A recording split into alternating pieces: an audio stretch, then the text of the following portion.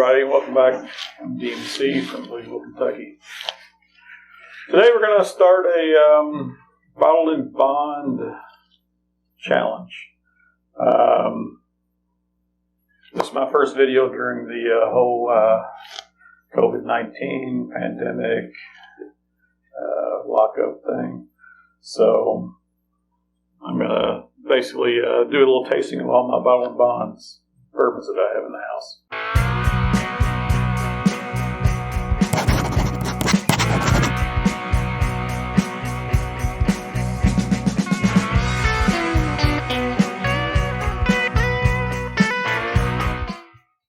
So I've counted them up. I've got 10 different bottled in bond bourbons. I'm going to split them up into a couple different groupings, and we'll taste through them and see if we can figure out which one is the best. A little history here. Bottled in Bond Act was passed by Congress in 1897. It basically was a way to level the playing field for bourbon distillers. Up until that time, distillers were basically putting whatever they wanted into their bourbon, whether it was coloring additives such as tobacco or whatnot, or aging, lying about the age on it, any kind of thing like that. The Bottled in Bond Act basically said that everything was government controlled. It was aged in government warehouses, minimum of 4 years. Everything was bottled at 100 proof. And it had to be basically done by the same distiller, the same distilling season. So there's no mixing of juice from different distillers. There's no mixing of different aged bourbons from the same distiller. It all basically has to be from the same season, from the same distiller. So a lot of times nowadays when you use small batches, they'll mix this, there's nothing wrong with it. They'll mix different ages. You'll see things that are like 6 to 8 to 10 year whiskeys, bourbons that are mixed together, and when they do that, it has to be listed as the youngest age of the mix. With bottled in bond, you know what the age is. There's no mixing of ages. There's no mixing of different distillers' juice. It's all from the same distiller, the same season, bottled at 100 proof, and aged at least 4 years. Now, I've got 10 different bourbons here. I'm going to split them up into a couple different groups. First group we're going to taste today, and I'm going to do a blind on these. I've got Evan Williams Bottled in Bond. I've got Jim Beam Bottled in Bond, Old Bardstown Bottled in Bond, which is Willett Distillery, and Early Times Bottled in Bond, which is out of Brown-Forman. Next episode, we're going to do another tasting. We're going to do Old Grandad Bottled in Bond, which is out of Jim Beam. New Riff Bottled in Bond, which is up-and-coming craft distillery out of northern Kentucky. We've got Old Forester Bottled in Bond, which is another Brown-Forman. And we've got very old Barton Bottled in Bond out of Barton Distillery in Bardstown. What I'm going to do, I'm going to take a winner out of each one of these groups, and they'll go up against E.H. Taylor Small Batch Bottled in Bond and Henry McKenna Bottled in Bond. So basically it's going to be a three episode challenge. I didn't want to drag it out too much. I've drank most of these quite a bit, so I know which ones I like and are good in my taste. I basically have spotted these two, or gave them a bye for the final round. Henry McKenna is won a couple of world whiskey awards in the last couple of years, and it is the only. Not only is it a bottle and bond, it's a single barrel, and it's aged 10 years. So there are no other single barrels in this grouping, and there are no other ones aged 10 years. So it basically, that's how it gets in the final bracket. And E.H. Taylor bottle and bond is out of Buffalo Trace, and the whole E.H. Taylor line, there's single barrel, there's 4 grain, there's several different versions they have. They're all bottle and bond except for their barrel proof. So this is just happens to be their small batch, which is the most common, easily accessible one. But E.H. Taylor, Colonel E.H. Taylor, was one of the people who was responsible for the passing of the Bottle and Bond Act of 1897. He basically was an adamant proponent of it. He pushed for it. He worked with the government, the Congress, and got it passed. And so he's known as basically the father of Bottle and Bond Act. So we'll basically spot E.H. Taylor to the last round, Henry McKenna to the last round, and everybody else has to fight for it. Now I've kind of split up. I've got 2 Jim Beam products. I've got the Old Granddad. I've got the Jim Beam Bottle and Bond. I've got 2 Old Forester products. Brown Forman products. I've got Early Times and Old Forester. So I've got them in different brackets so they can fight against each other. The Evan Williams is a Heaven Hill product, which, Henry McKenna is a Heaven Hill, and he's already in the final round. All right, so I'm going to put these away. I'm going to separate these. I'm going to pour them, and we'll mix them up, and we'll do some tasting. All right, I have poured these 4 Bottle and Bond bourbons. I've got them labeled on the bottom. I don't know what's in which glass. Mix them up.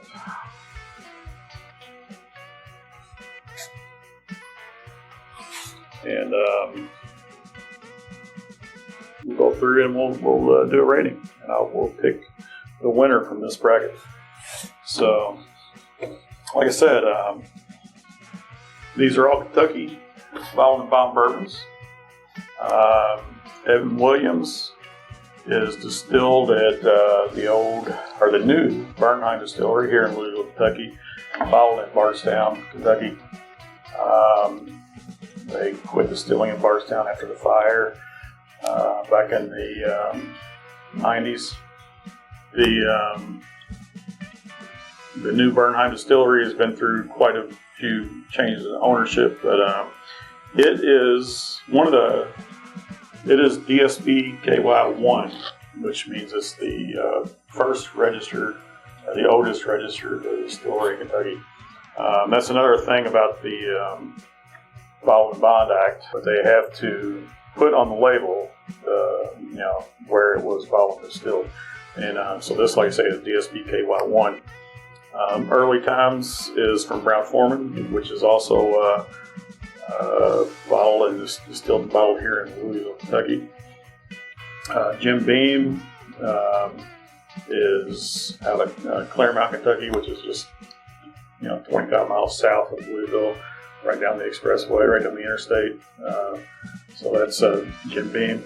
And Willett makes this old Bardstown, and they are in Bardstown, Kentucky, right next to the Heaven Hill distillery. So where they bottle the Evan Williams, but Willett distills and bottles there in Bardstown.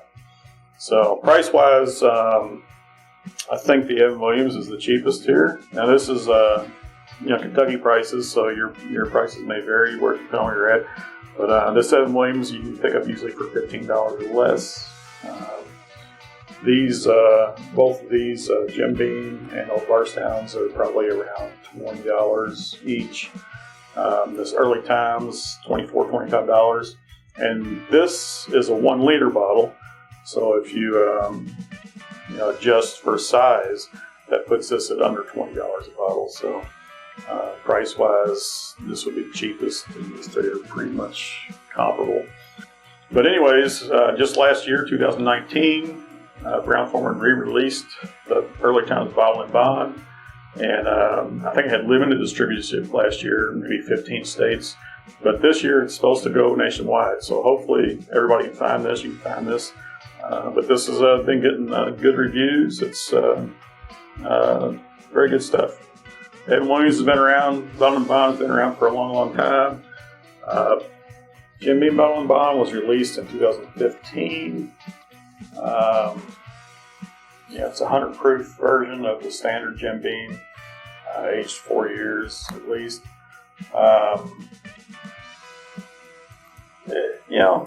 If you go to the Jim Beam Distillery Tour, you go to the gift shop, they sell a bourbon there called Old Tub Bottle and Bond.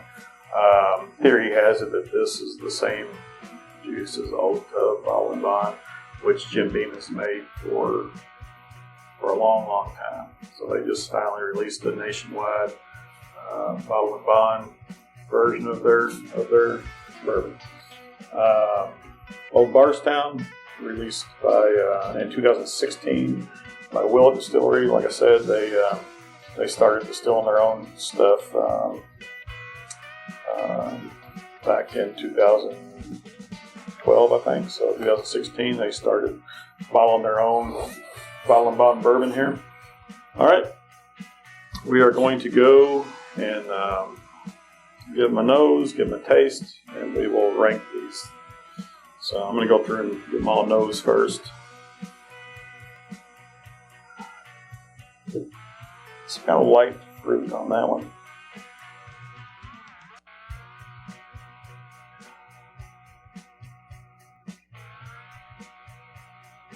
This one hits me as a baked bread smell.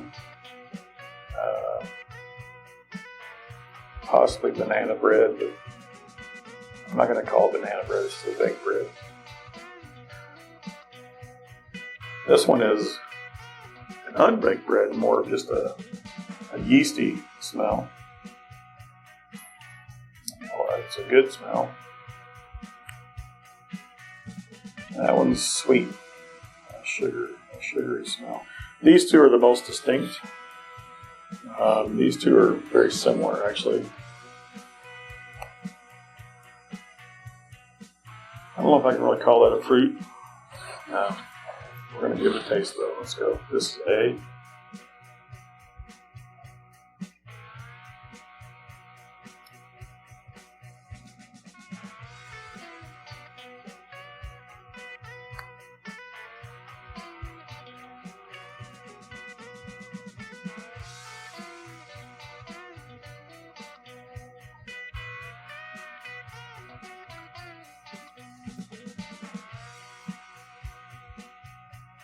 They had a little bit of spice on the mid palate,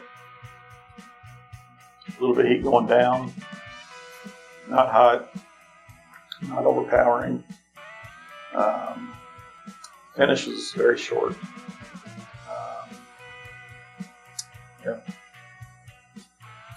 Oak and subtle spice. It's not pepper. It's not cinnamon. It is just a bit spicy. I'm just going to call it oak.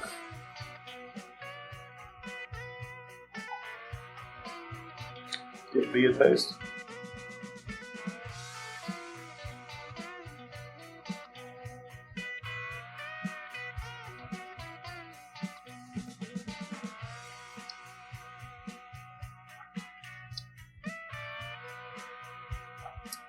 Definitely a thicker coating than A. It was thinner than this.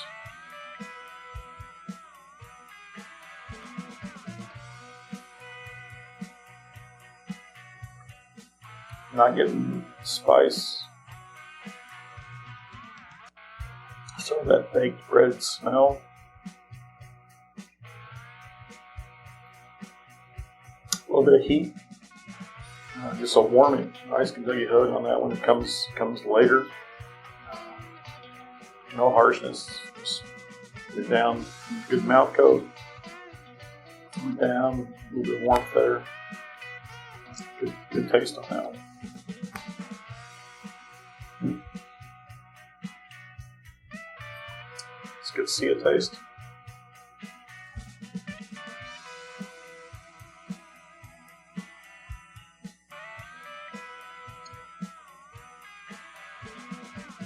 A lot thinner than B. Once again, B's thicker than A and C for sure.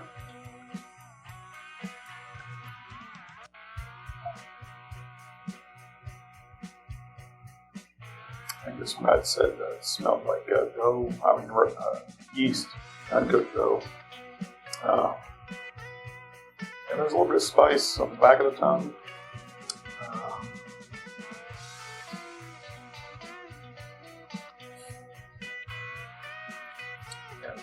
And these are very simple.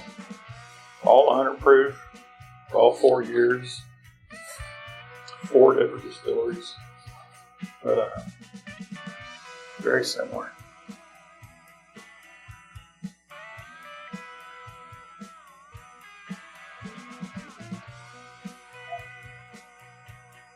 That one had the most kick to it.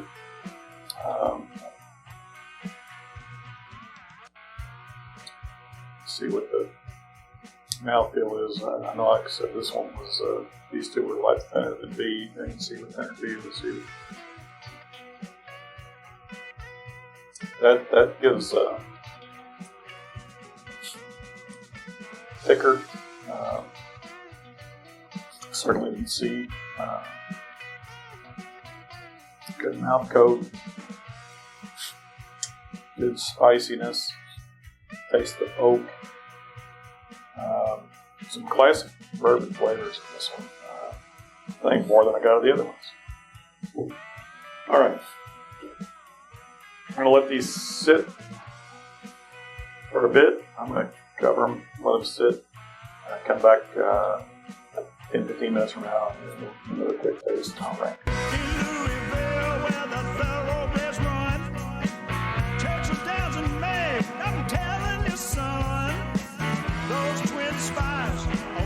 Well known. I'm proud to say that it's my home. Come on over and let's party down here in Kentucky in the dirty town. Wow, take it. So A and C are out of the running here. They're definitely the thinnest on the mouth of these 4. B and D. D has more of the classic bourbon smell. B, I can't put a finger on it. I mean, I think I originally said it had a baked bread smell. It's not a banana bread. It's not a yeasty smell. C was yeasty. I don't know what it is.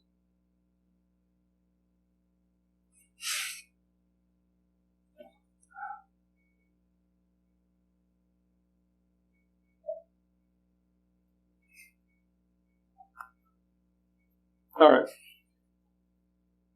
D. I enjoy D the best of these. So, I mean, this is just my taste, my opinion today. But smelling and tasting these 4 and picking a winner to advance to the next round, I'm going to go with D as my winner on this. D is Evan Williams. So, that's who advances. Just out of curiosity, B was the Early Times.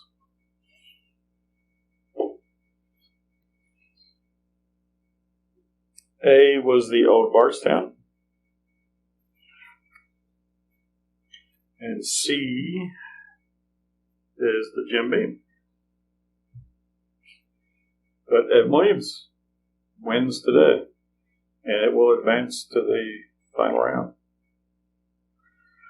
All right, everybody, thanks for your time. And as always, all bourbons are whiskeys, but all whiskeys are not bourbons. And the best bourbons come from Kentucky. Cheers.